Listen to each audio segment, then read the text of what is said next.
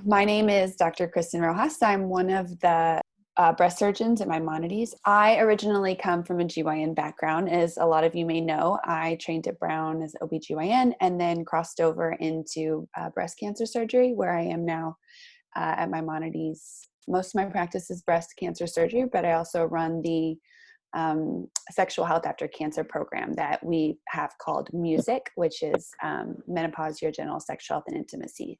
So I'll get started. So let's see there.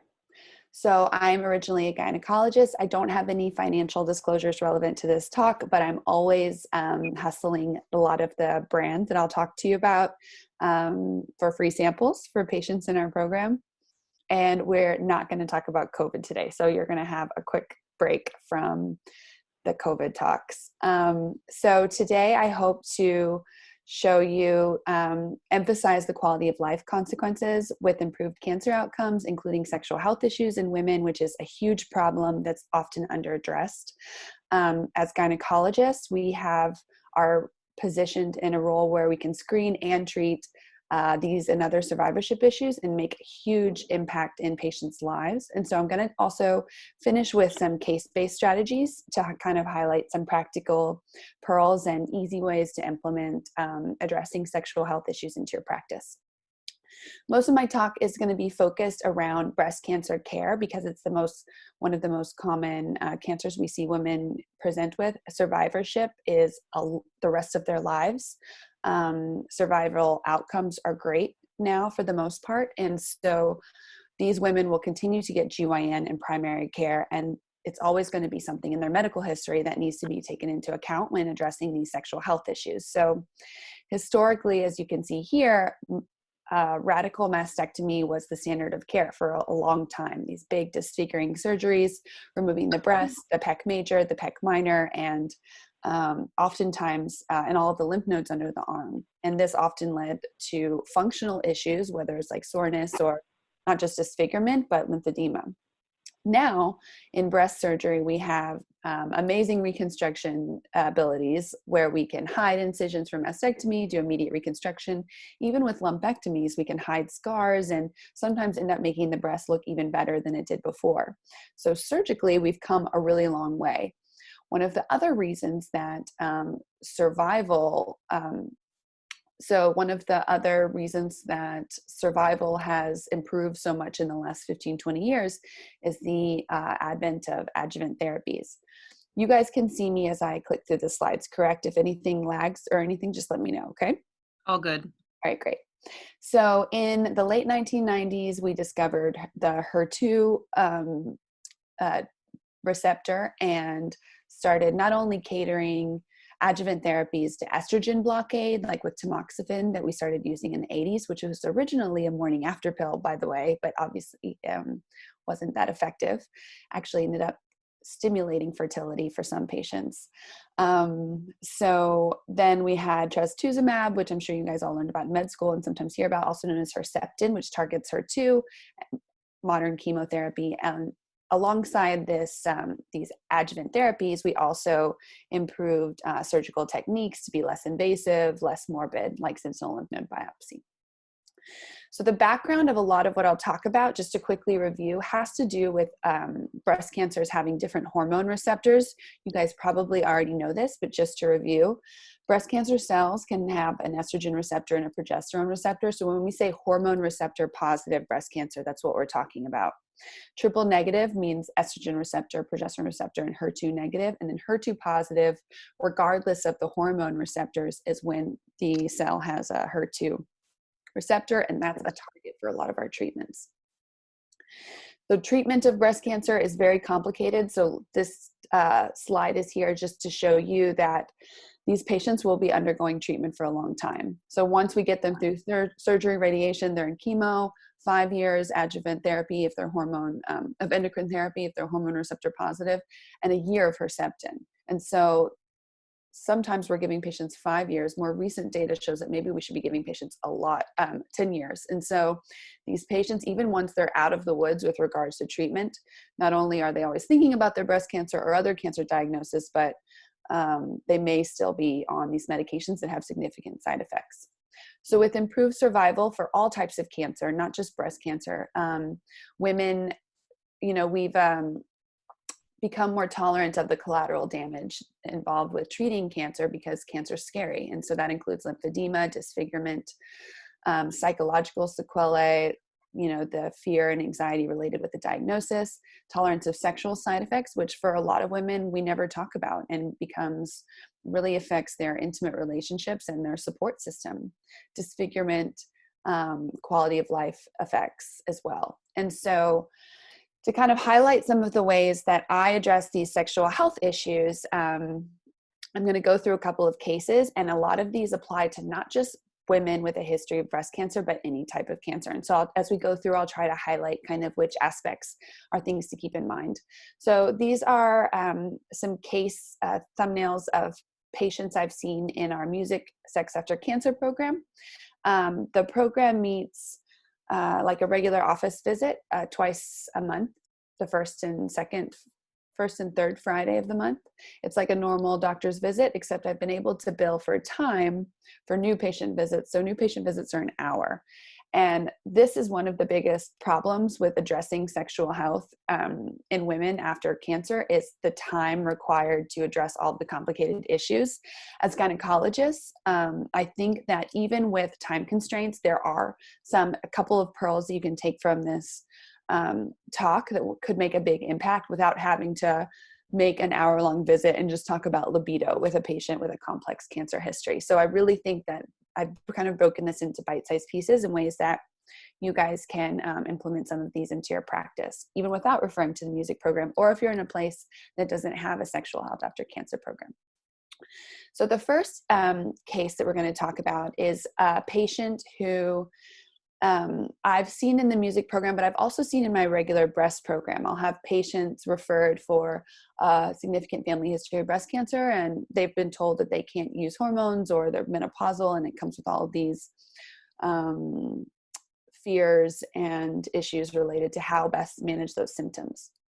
So a 48-year-old presented with a 1 centimeter breast cyst. Breast cysts are very common.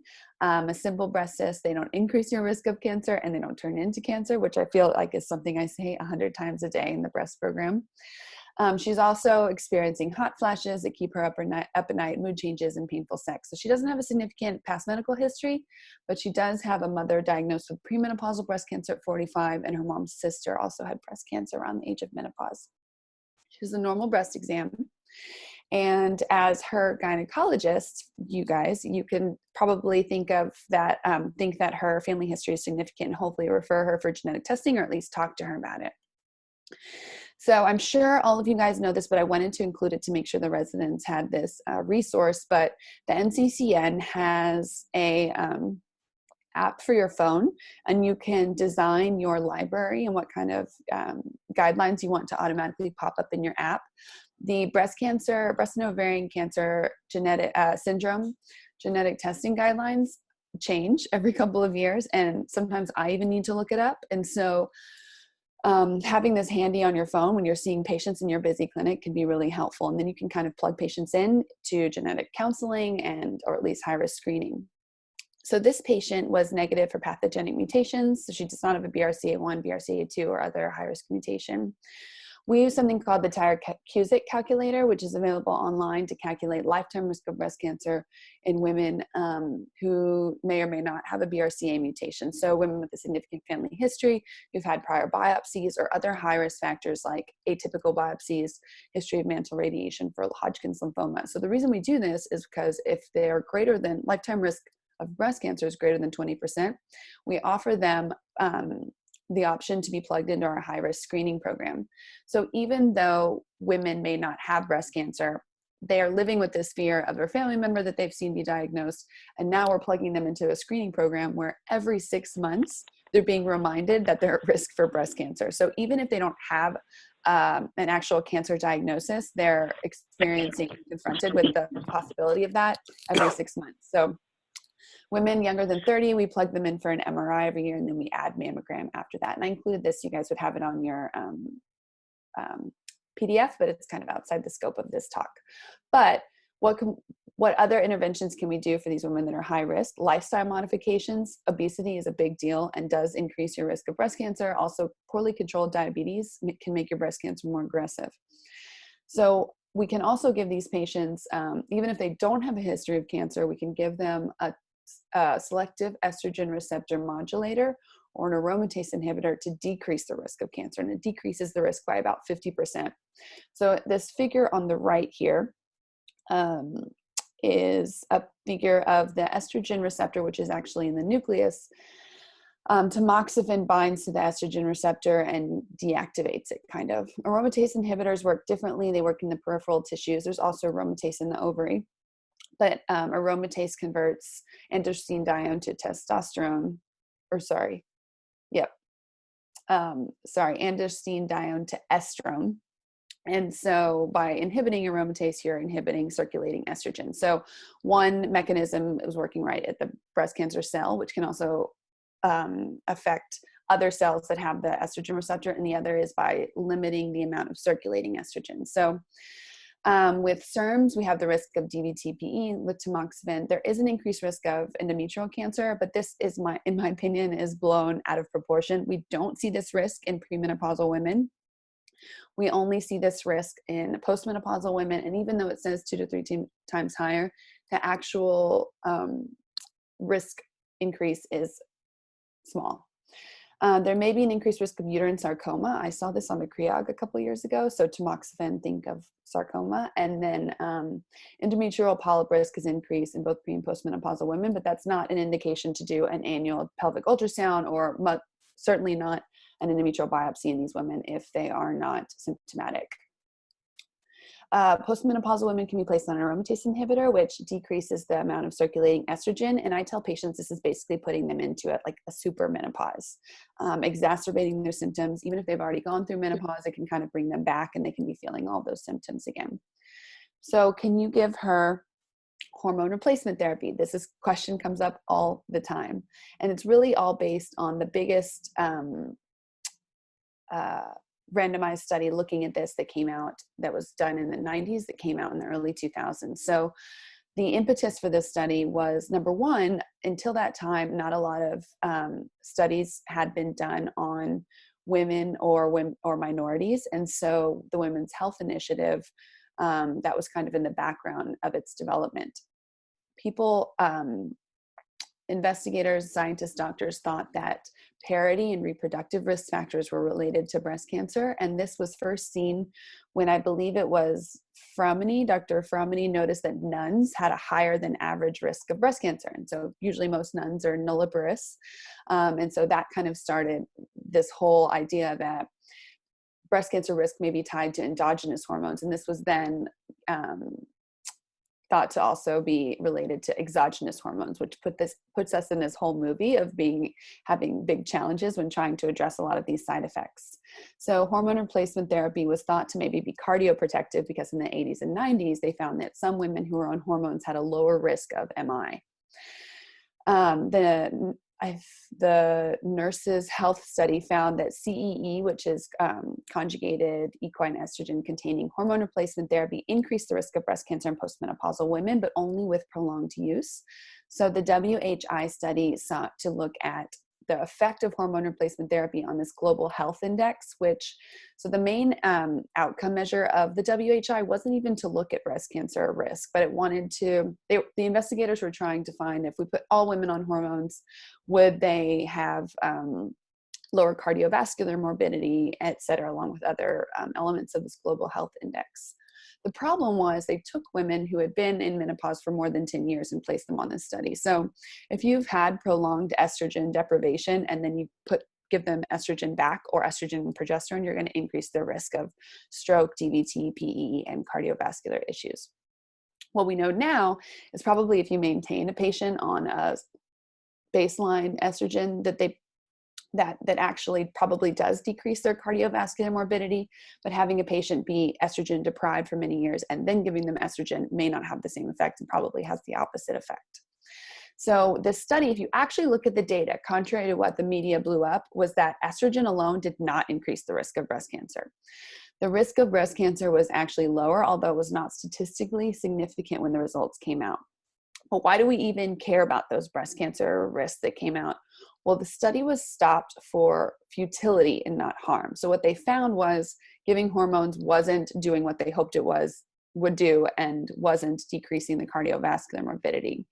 When they started writing the manuscript, there was all these other factors about who was writing it and how long the actual true investigators had to edit the manuscript. But it ended up focusing more on the breast cancer risk because I think that was sexier, and that was something that a lot of women were afraid of. And so the media kind of capitalized on that.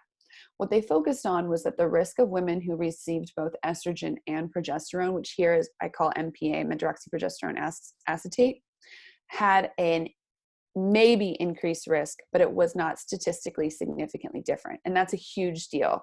So if you look back at the unadjusted hazard ratio of women who got estrogen plus progesterone, it's actually 1.26, but the confidence interval is between 1 and 1.6. But the adjusted hazard ratio for time and other risk factors like family history was not significant. But you would never know that if you just read the media's take on this study. So this led to misinterpretation of the data, and the absolute risk increase in breast cancer for women who are on estrogen and a progestin is actually only 8 additional cancers per 10,000 patient years. There's been a lot of studies since then that have tried to look at this, and all with mixed results. It really depends on how you look at the data. And so I think as gynecologists, it's really critical that we look at this and actually know the data, because this comes up all the time, especially when trying to address sexual health issues. So similar studies came out. They were subject to recall, detection bias, short observation periods. Some of the studies showed an increased risk in breast cancer 2 years after starting hormone replacement therapy. That doesn't make any sense. It takes a long time for breast cancers to grow. What this may do, what a progestin may do, is make an occult breast cancer more apparent. But the time that a cancer, but it's not tumorigenic. It doesn't cause new breast cancers. This was also before tumor subtyping, so they weren't looking at estrogen receptor positive versus triple negative breast cancers. And if you look at a lot of long-term data, epidemiologic data, you actually see that some studies show that there's an increase in triple negative breast cancers the time after birth control pills, which is another offshoot of this hormone replacement therapy drama. But it's probably related to the fact that the rate of hormone receptor negative or triple negative breast cancers is more common in younger women than postmenopausal women. So estrogen, the role of estrogen with breast cancer is probably a lot more complex than just estrogen receptor and stimulus for growth. Estrogen can have both proliferative and anti-proliferative effects on the cell. And that's what I think plays into this issue with, prolonged estrogen deprivation and then giving estrogen back, having a different effect on a woman, whether it's cardiovascular disease or breast cancer risk, than just keeping a woman at a low steady state of perimenopausal or premenopausal estrogen levels. So, like I said before, the women who had the lowest pretreatment estrogen were at greatest risk for breast cancer. And so those are the women who'd been menopausal for longer. And so this confirms this timing hypothesis that women, depending on what stage of their life they're given hormones, have a different effect. In general, looking at all the studies, combined estrogen plus progestin may have an increased risk of breast cancer, but estrogen alone does not. And that's really, really important for treating these sexual health issues.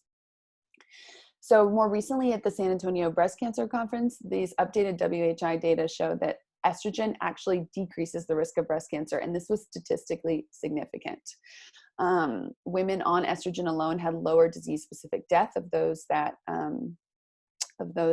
developed breast cancer, and this is probably a complex issue with estrogen deprivation in the prolonged menopausal state. The risk with a combined hormone replacement therapy was not statistically significantly higher, but you would never know this because unless you actually looked at the data. So this plays into another high-risk patient who may present to you with menopausal symptoms and sexual dysfunction. So in our population in Brooklyn, we have a higher than average BRCA mutation carrier rate because of our patient population. So another type of patient I see in the music program is these high-risk patients. So this same patient presents with a cyst. She's 32, significant family history, but she does undergo genetic testing and is found to have a BRCA2 mutation. So as I'm sure all of you know, BRCA1 and 2 increases the risk of breast cancer, but the way that it increases your risk is different depending on whether you're BRCA1 or 2. BRCA1 mutation carriers are more likely to have breast cancer earlier in life. They're more likely to be triple negative, whereas BRCA2 mutation carriers, breast cancer happens later, and it's more likely to mirror sporadic breast cancer. There's an increased risk of ovarian cancer, higher with BRCA1 and BRCA2, but increased for both. So what this does is patients have the option of going into high-risk screening, which we talked about before, or choosing risk-reducing mastectomy. So regardless of which option they choose, they're either going to be confronted with their risk of mortality and their increased risk of developing breast cancer every 6 months, or they're going to undergo mastectomy, which usually has immediate reconstruction and is a surgical, multiple surgical procedures. So patients have the option to choose either one. One over the other doesn't increase mortality, and so a lot of patients think they have to have a mastectomy, but they don't. They can go into high-risk screening. It's important to know that these patients, especially BRCA1 mutation carriers, can take oral contraceptives. It decreases the risk of ovarian cancer. We do recommend they get a BSO at a young age. Women who do not have a BRCA1 or 2 mutation, who have a bilateral salpingoophorectomy before the age of 45, actually have an increased risk of all-cause mortality. And that's important to know. It worsens their cardiovascular morbidity and increases their risk of things like dementia and osteoporosis. But in women with a BRCA1 or 2 mutation, it actually does decrease their all-cause mortality. But those are the only patients. So we shouldn't be doing BSO in young women who don't have genetic mutation unless we have a really specific reason. These women are put into abrupt surgical menopause. If you guys have ever taken care of patients who have a BSO who are premenopausal, you know that like within 24 hours, they can start to feel awful. And that's really important. Options for deferring are the Q6-month pelvic ultrasound and CA-125, although it hasn't been shown to change mortality. These women can receive hormone replacement therapy after they have their BSO. There was a study called the PRO study in 2005 that looked at women who did versus did not receive hormone replacement therapy after their BSO.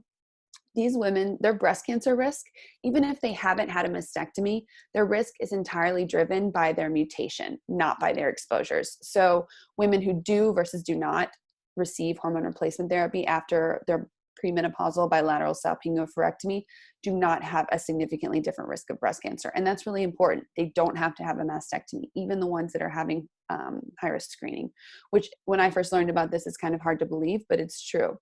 One study even found gains in life expectancy in those who took hormone replacement therapy. You know, like I said before, the other issues of hormones, bone health, cardiovascular, maybe even dementia.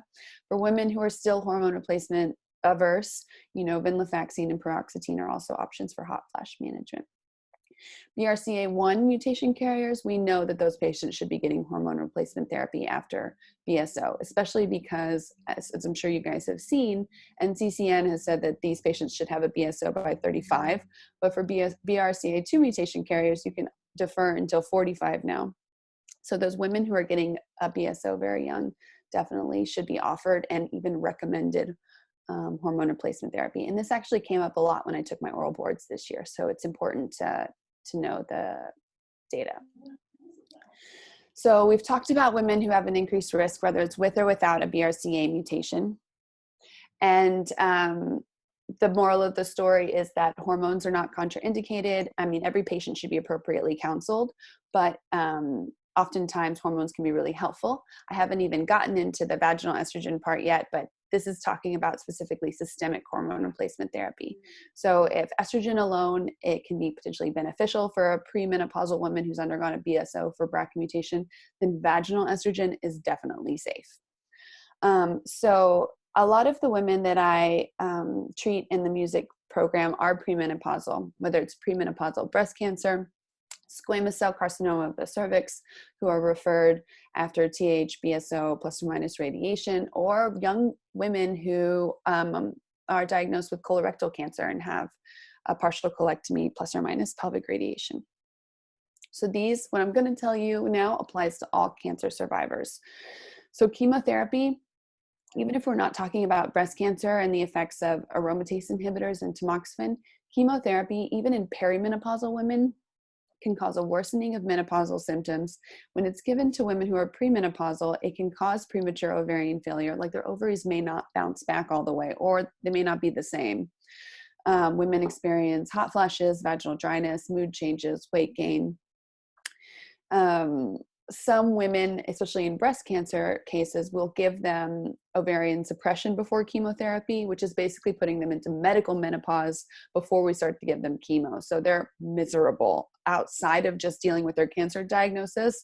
Their quality of life is completely disrupted. By having, as these patients' gynecologists, you're referring them to a breast surgeon, you can actually prepare them for these symptoms that they're going to feel. Number one, telling them that this is going to happen to them is huge. I've seen so many patients that come through the music program who say that no one told me this was going to happen. I went through chemotherapy and all of a sudden sex was like knives and it scared me and no one talks about it and they're terrified. And so just telling patients you're going to experience some of these issues, but these are some tools that you can use. You can start now, different measures to help minimize those effects, but just knowing that it's normal and that preparing them for that, I think can be huge. You can refer them for resources like online resources where they can talk to other women who are experiencing the same issues. You can clarify misconceptions. Just because you're having painful sex doesn't mean something's wrong with you or that your, spotting after sex isn't dangerous or, some of these, preparing them for some of the things that can happen with menopausal changes like vaginal dryness and loss of elasticity. You can talk to them about a new normal, and you can go ahead and talk to them about how to not only prepare their mind, but prepare their bodies for a lot of the issues when you have low circulating estrogen. And I'll tell you more about that. So the music program is designed, like I said before, to treat women with a history of cancer or high-risk women. I take referrals from the surgeons, GYN, medical oncologists, and it's important that I coordinate with primary cancer care providers. So I'm always talking to patients' oncologists, especially if I'm thinking of giving them estrogen. But I put this slide on here because I want everyone to know that you can start a similar program. I did it just like a one-woman show, found clinic space, and started seeing these patients. You can see them for an hour, which is something I'd recommend, bill for time. Kind of has a high no-show rate, which is something we've had to kind of navigate with regards to the most efficient way to use your time. But the more, it can seem super intimidating, but the more you talk to patients about this, the more natural it becomes. And another element that is critical for the success of a program like this is finding out what's in your community. So when I was starting the music program, I went to go find a pelvic floor physical therapist that I could refer patients to. Like I looked for a sex therapist, even though I couldn't find one that took insurance. Online resources for patients, trying to, even if you can't directly help them, at least plugging them into different programs or referring them out to a urogynecologist or a urologist who has a passion for these things can make a huge difference. So I also started this Instagram for the Music Sex After Cancer program, and I made this little survey monkey, and it's been really interesting to see, sexual dysfunction after cancer. This isn't just breast cancer patients that are on the Instagram, is so common. If we ask the question, patients are going to say yes. We haven't done a great job of screening these women. Men who present for prostate cancer treatment are given, a large proportion of these men are given counseling that they're going to have sexual dysfunction from the get-go, and women don't get the same preparation. And so it's really important that we're screening women and able to refer them out, or at least give them pearls for treating these issues. So starting the discussion before chemotherapy, you can set expectations. You can start daily moisturization, which I'll tell you what I recommend. Talk about strategies for managing their pain. Discuss lubricants, which is huge. You'd be surprised how many patients are like, what? I should be using lubrication? They have no idea. They think it's only for other people and not them. And then even addressing the dilator question. So the way I address moisturization versus lubrication is I tell patients, even before you start to have symptoms, if you're going to be receiving chemotherapy, start thinking about a daily moisturization regimen. So the way you moisturize your face, you brush your teeth. After you get out of the shower, maybe before going to bed, you want to moisturize the external vulva. So moisturization is for maintenance. And someone else once told me that lubrication is for lovemaking. So you try to think of moisturization as being an everyday thing, and lubrication is just before sexual activity. So I tell patients it's once a day, and that it's not the same as using lubricants. I kind of try to put them into two different categories. The first, another important aspect of this talk is to talk to patients about avoiding irritants. So a lot of what I see is patients have this low estrogen and they have these vaginal atrophy symptoms, genitourinary syndrome of menopause, but they also have like a low level contact dermatitis from all these different things that they're putting on their vulva. So I talk to patients about no gimmicks, no fragrances, nothing that's warming or looks very exciting. Like you want to do basic stuff. So that also includes sitting in a bath for a long time, in bubble bath, you know, the things that go on toilet paper, panty liners, even what you wash your underwear with. You want to avoid fragrances and a lot of extra chemicals because that skin can become so delicate and sensitive. I also talk to patients about airtime. So when the pH changes with estrogen deprivation, they're more likely to develop bacterial vaginosis. And so sleeping with no underwear is something that I tell patients, and making sure that there's like air circulation, because Gardnerella obviously doesn't like oxygen. Patients always laugh at that, but then they're fine with it. It's like the easiest intervention. So for moisturization, my first go-to for all patients is single ingredient organic coconut oil. It can be what they have in the kitchen. I just ask them to check the ingredient list to make sure it's the only ingredient and that it's organic. I start there, and a lot of patients do really well with this. It works as kind of like a buffer from acidic urine. So if they're having a lot of burning when they pee from that external tissue being really delicate, that can be helpful. I do that. I see them in a month. If they're like, this is great, I feel great, this is working very well, then we're done. The next step, if they're like, it's working a little bit, but not so great, is I move on to a product that has hyaluronic acid.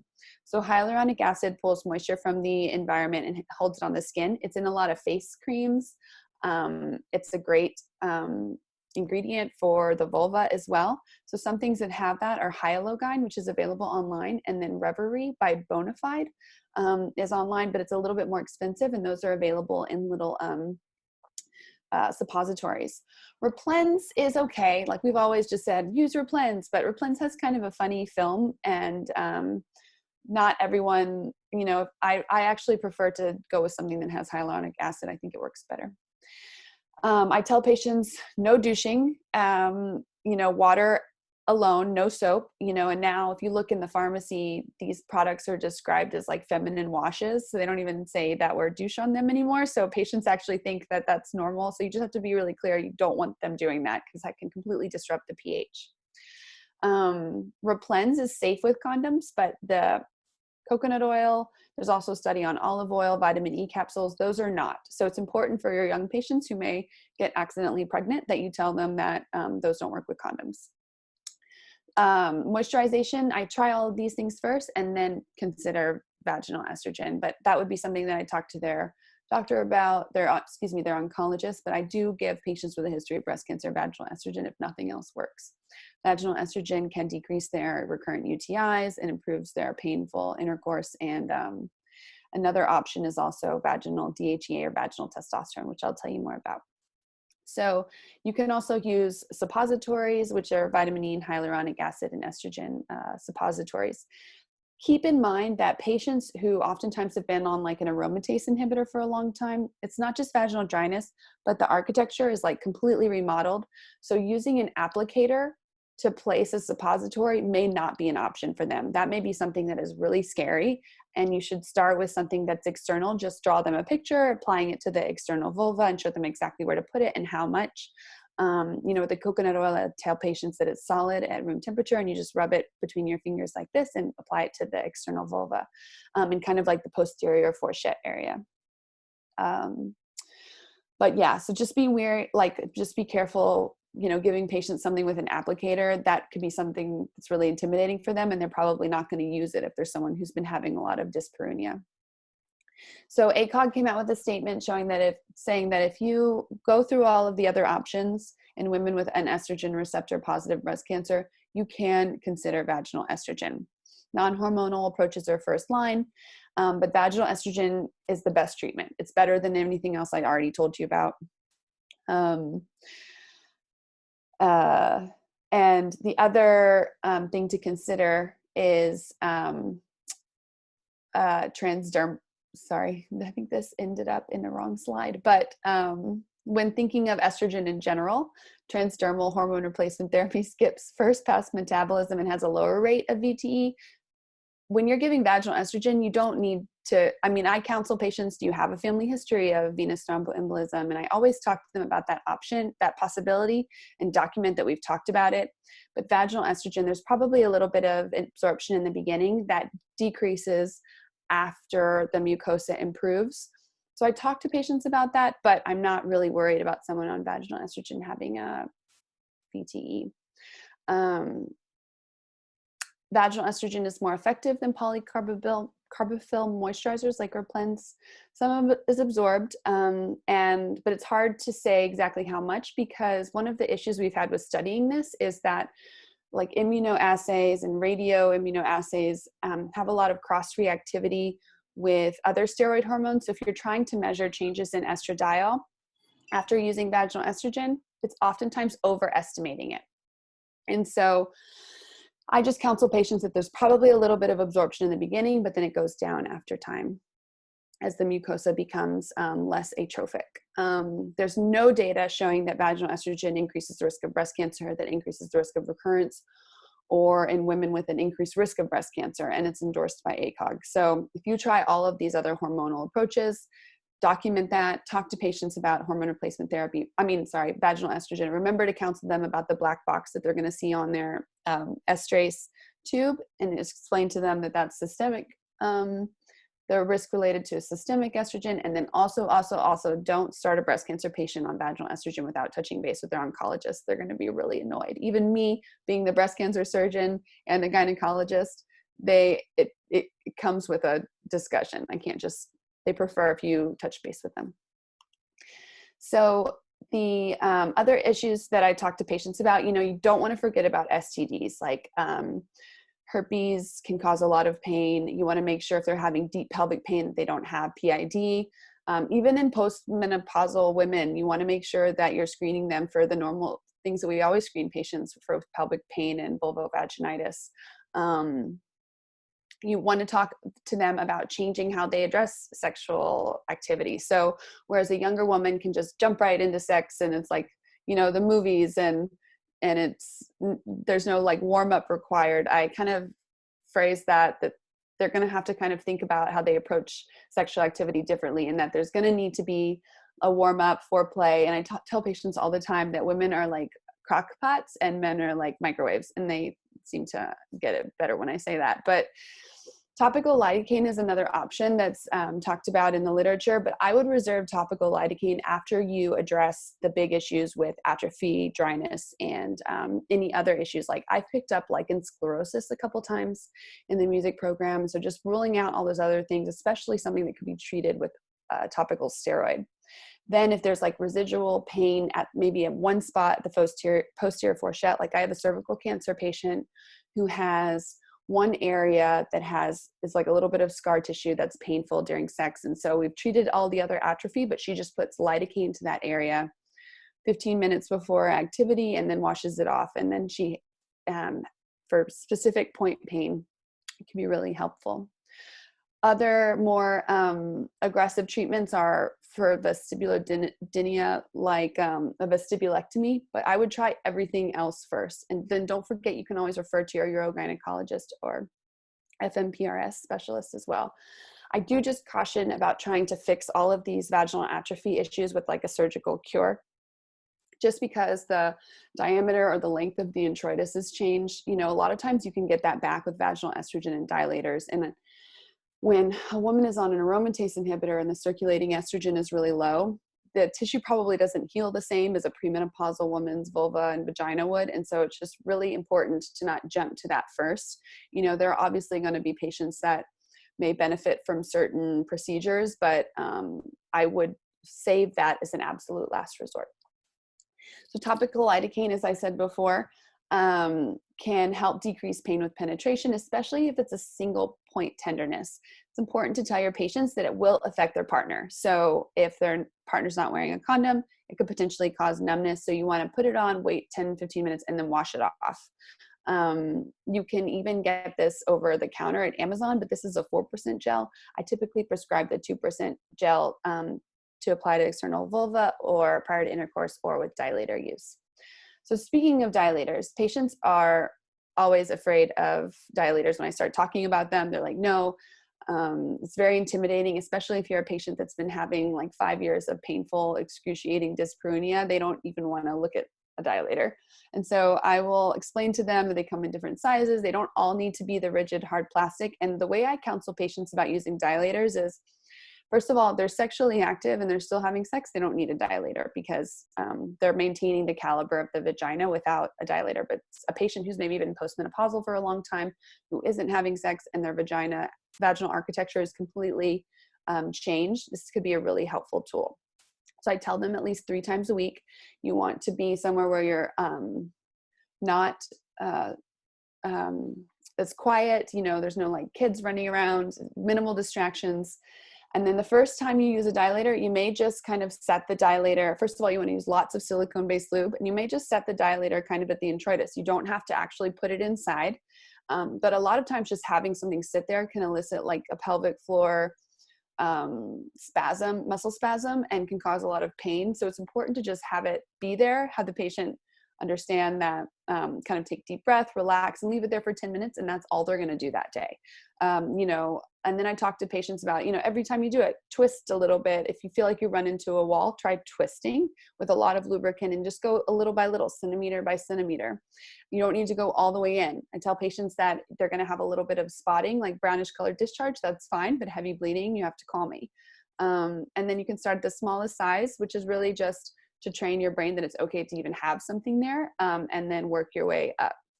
So, hold on, someone's. So I also find a good pelvic floor physical therapist to refer patients to. They can do a lot of dilator work with patients, and it's important to find one that accepts insurance. So lubricants, I also talk to patients about this, but like I said before, I make sure that I separate moisturization versus lubricants. There's water-based, and these are some of the brands I like. Good Clean Love is great. Water-based has less irritation. If patients have like a silicone issue, it doesn't stain the sheets. You can use it with silicone toys, but it's sometimes a little bit stickier. I have patients go to silicone lube as long as they don't have an issue with silicone. Uberlube is great. It's really long-lasting, hypoallergenic, doesn't have parabens, fragrances, dyes. Comes in these little travel packs that you can see on the bottom right side of the screen there. There's some hybrid products. And then some patients ask me if they can use vitamin E or olive oil for lubricants. They can, but I don't think they're as effective as like a silicone-based lube. And also it's important to remind them they can't use it with condoms. A lot of patients are asking me about CBD lube, and that's coming out in a lot of different products. If you look at the endocannabinoid receptor system, like we have those endogenous receptors, they're probably related to inflammation and pain. So it probably all works. But there's issues with CBD, like how much CBD is actually in these products. But Good Clean Love has a CBD lube, and so does Foria, which is another nice company. You want to avoid all these things: petroleum, parabens, glycerin, etc. But definitely tell patients every single time with dilators or even thinking about sexual intercourse. And that's a big deal for patients. You would think that they would know that, but you have to remind them. Before you move on, Dr. Rojas, just a couple quick things in the chat box. Dr. Palaleo mentioned a low resource environmental trick for when insurances don't cover dilators and they're too embarrassed to buy a sex toy. They can use candles of various sizes with condoms. And then Maureen Clark also mentioned that Valium suppositories can be helpful for patients with bothersome vaginismus in conjunction with the dilators. Yeah, I've heard about the Valium suppositories. And I think that, maybe she can answer, but do you actually prescribe just Valium tabs, or is there a compounding pharmacy that's supposed to make the diazepam suppositories? No, we had a sexual health institute at my old residency. So we did a lot of sexual health, and she had a compounding pharmacy that did 5% and 10% Valium suppositories. Yeah. And some people did it nightly, depending on how severe it was. They did it nightly, just before sex, with PT, and eventually it kind of got better. She also used amitriptyline baclofen compounded cream for vulvodynia that patients found pretty helpful. And especially for people who had really, pain with insertion, it helped a lot with that. So yeah, definitely. Thank you. Finding a good compounding pharmacy is important. I use a compounded testosterone cream that I get from a local compounding pharmacy. So if you're going to use a compounding pharmacy, just call them and talk to them. They're usually super helpful, but they may already have something that they've been using or that they can recommend, like the amitriptyline compounding or something like that. The Valium, I think there's mixed literature on it. Every patient, the providers I've spoken to that prescribe it say it works. I personally never prescribed it, but that doesn't mean it wouldn't be helpful. Theoretically, it makes sense. But I wonder if there's systemic absorption as well, and that may be kind of helping with that. But I've definitely heard of people using that, and it could definitely be an option to try, especially because it's not hormonal. So patients who are on an aromatase inhibitor for a long period of time may also be experiencing low desire, which is probably the hardest thing to treat, in my opinion, running one of these programs. So it's not just a cancer problem. Postmenopausal women or premenopausal women can suffer from HSDD. Thank goodness that the industry is starting to kind of respond to this and put out products that may be helpful for this, but we're still nowhere near where it could be with regards to treating low desire. So the first thing I do is work on fixable culprits. So their anatomy. So if they're having issues with pain, loss of architecture, all the things I've already talked about, that's the first step. So you start with a conservative regimen, then you can try vaginal androgens. So a compounding pharmacy can make your low-dose testosterone cream. Intra rosa is progesterone, these vaginal inserts. So the patient has commercial insurance, that may be an option for them. That can be really helpful for pain. And ASCO, the American Society of Clinical Oncology, actually endorses vaginal DHEA for women with a history of estrogen-sensitive breast cancer. So I will sometimes try androgens before moving on to vaginal estrogen. This is the prescription for compounding that we use for this pharmacy close by. You basically use like a low dose of testosterone in like a cream. And I tell them to place it on the external vulva twice a week. And then when they're not doing that, coconut oil. So the other thing is looking at the medications that may be causing their low desire. So obviously aromatase inhibitors and tamoxifen are big culprits here, but you don't want to be telling patients to stop that, especially without talking to their oncologist. Sometimes moving patients from an aromatase inhibitor to tamoxifen can improve their symptoms, at least temporarily. Postmenopausal women can take tamoxifen. It's the premenopausal women that we typically don't give aromatase inhibitors to unless we're making them menopausal with ovarian suppression. So sometimes I've even taken a patient who's been on an AI for a really long time, switch them to tamoxifen and start them on vaginal estrogen.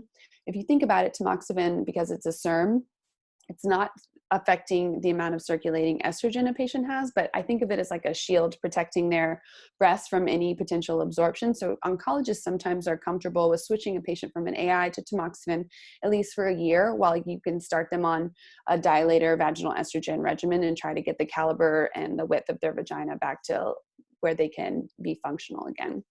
SSRIs can be really problematic.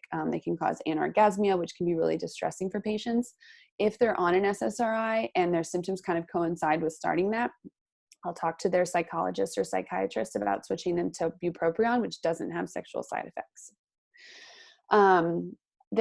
This is the website for sexual education and sexual therapists. I talk to patients about date night. A lot of times patients come in, then the real issue is issues with their partners. So I'm not a sexual therapist. I'm also not a sex expert. So I try to talk to patients about communicating openly with their partner.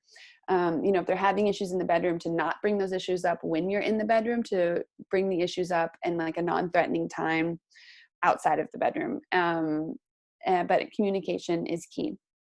So after you've addressed anatomy, pain, partner communication is pharmacologic ways to treat HSDD. So there's hormones, which is transdermal testosterone, which is controversial. I typically try to stay away from transdermal testosterone in breast cancer patients because even if a woman has an estrogen receptor positive breast cancer, some of that can be, there is, with aromatase back and forth between estrone and testosterone. Furthermore, triple negative recurrences, we're looking at how triple negative breast cancers may have androgen receptors. So if I'm going to go with an androgen, I try to just stick to local therapy and not transdermal if it's a breast cancer patient. Just, if it's another type of cancer, I would just look it up and talk to their oncologist. Flibanserin is Addyi. It's a serotonin modulator. It came out a couple of years ago. It's a once-a-day pill. Okay, and then the important thing to know is that we used to have a lot of restrictions on prescribing this. Used to need to do special training, but you actually don't need to do that anymore. They've loosened the FDA restrictions. Bremelanotide is a newer product. It's an injection that you do before sexual activity. I have not prescribed this. They have a cute video online. You guys can look it up. So this is what I was saying about Addyi. It's FDA approved for premenopausal women. For either one of these products, not tested in women with cancer. So anytime you're going to think about prescribing this, try to treat the other issues and then counsel them and then consider flibanserin. So other survivorship issues. Physical therapy, acupuncture can be really helpful for hot flashes. Duloxetine can help with aromatase inhibitor pain because that's arthralgias. Hot flashes can be treated with venlafaxine. That came up in my oral boards. Gabapentin can be help, but watch out for sedation. Rogaine for women for hair loss during chemo. Latisse is for glaucoma, but it helps eyelashes grow. And then referring to a dermatologist for rashes, and then psychologists and psychiatrists for mood. These are some common resources that I use. I have a Music Sex After Cancer Instagram that I refer a lot of patients to, so feel free to browse that and then find your local resources. And then, so in summary, cancer treatment has evolved, women are living longer, and I think that gynecologists are at a unique position where we can really treat these issues and make a big impact in patient survivorship. Keep in mind, these patients are very vulnerable. They've probably tried a lot of things, and so I didn't talk about lasers today, but just be careful with any vaginal rejuvenation, anything that claims to fix all problems. FDA did recently pull back the lasers on using them in the vulva and the vagina. They're probably really helpful for some patients, but I think they're probably most helpful if you use them with estrogen, which you can't always do. So we have a big opportunity to improve quality of life by screening and treating these issues. Thank you everyone for your time today. I hope you enjoyed my talk. My name is Dr. Kristin Rojas, and I'm a breast cancer and GYN surgeon at Maimonides Medical Center. If you'd like to hear more about this and other topics relative to my practice, please visit my social media at Instagram and Twitter at Kristin Rojas MD.